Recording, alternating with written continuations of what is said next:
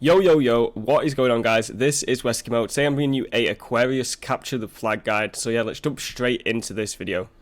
Okay, so I thought the best way to start off is by just opening this map of Aquarius in Photoshop. I'm going to use these little Master Chiefs to represent the players, and I can just quickly plot them on the thing and show you where everyone should be stood, and then I'm going to go into actual in-game examples of what everyone should be doing in-game with that role, okay? The first thing I just want to point out is obviously that we're starting blue side over here, so we're starting on this blue side of the map. This is planters with a big staircase, and this is the hydro side with utilities either side, okay? This is the middle. The other thing I just want to clarify before we start is what the goal is of a setup, okay? So we want to cover as many different lines of sight as possible, whilst also keeping as many overlapping lines of sight as possible. So what this means is that we want to cover as many different angles, but for each angle we cover, we want to try and have it so that at least two of our players can see that angle, so that when someone calls out, we can have at least two players shooting at that person that we've called out, okay? So that's the general idea of this, and this is ideally for flag, like I said, but you could probably do something similar for Slayer. Okay, so the first guy we want to have just standing around our base, and they're going to hide behind this pillar or here, and they're just going to move basically between this little section here, and they're going to shoot all game either across here, across here, across here. You can even see into their utility across here.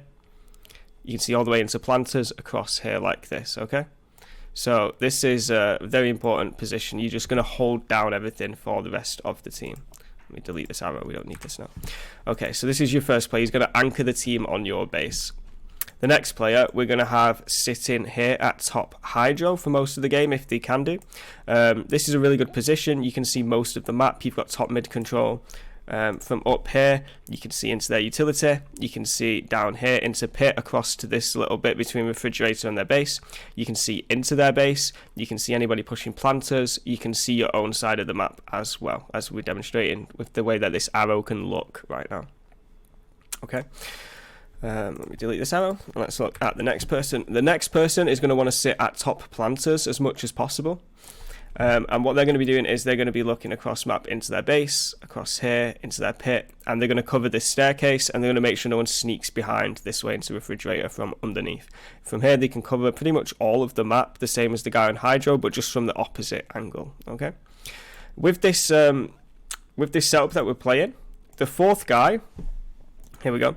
He's going to start off in this hydro section around here, bottom or top. You know, you could start off getting the dynamos at the start, and basically he's going to want to push into their utility. So this is the enemy utility section, and this guy's going to want to be here, or here, and he's going to push into here.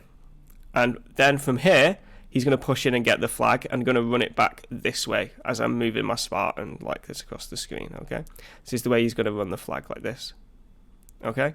Right, the reason we're doing this is because this side of the map, hydro and utility, this is high ground, and it's also closed. It's a lot more closed in. There's hardly any lines of sight from across the map into a lot of these sections.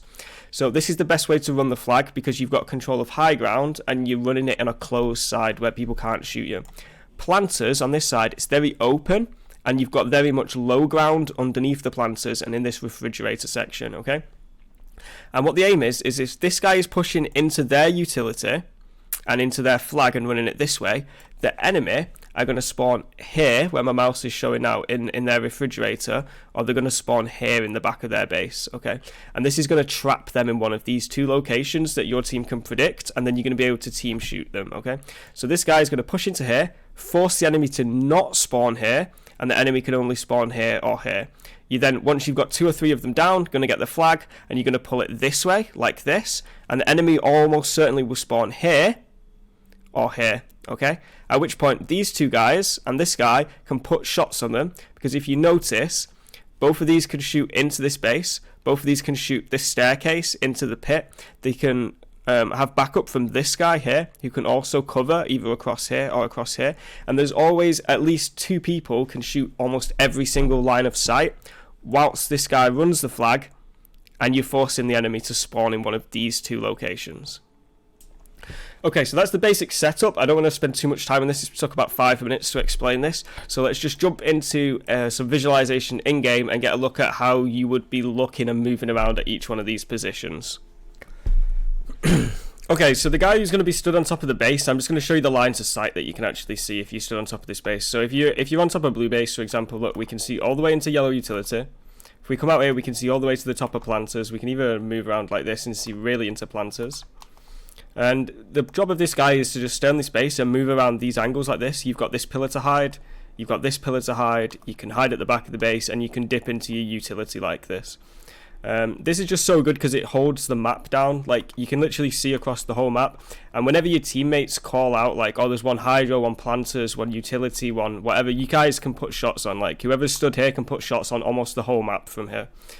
Okay, so the guy who's mainly going to stay top hydro all game, I'm just going to show you the lines of sight that you get from up here. So you're probably going to want to stay on your side of hydro like this, so you can hide behind this wall or this wall. And the lines of sight that you can see right now is I can see right into their base. I can see down here into their, like, just out their refrigerator section. I can see across here into planters. I can see into utility. I'm able to jump down and grab dynamos every time they spawn, and these are a power weapon in themselves. These are so powerful. So this guy right here is going to anchor basically this bit of the map. Okay, so the guy who stood up top planters, you can ideally stand around this area here or this area here, and what you're going to be doing is putting shots into their base, putting shots into the pit, into the top of hydro if they push here, and down into refrigerator. Make sure nobody pushes up the stairs. This is a really good spot to hold because you've got plasma grenades here and you've got the heat wave which spawns just down there. From here you can cover most of the map, and you can shoot where your teammates are and cover the lines of sight that need to be covered. This is the most dangerous spot on the map out of all the ones in this setup, and you'll probably be pushed here the most because it's the most open and it's the easiest for the enemy to push. And with the spawn trap that we're going to be trying to do, the enemies are either going to spawn down here in refrigerator or at the back of their map, and they're most likely to be pushing this side. So this is the most dangerous spot, but it's also very much needed to help the setup and complete this kind of play. Okay, so the last guy is basically going to be a bit more of a push-in roaming type of guy, but he's going to start up here on hydro as well to get control. So once your team has control of hydro and planters, the rest of your team are going to stay in their positions, but this guy is going to push into their utility. Now, the reason this is because the enemy are going to have three main spawns. They're going to have refrigerator over there where I'm looking now.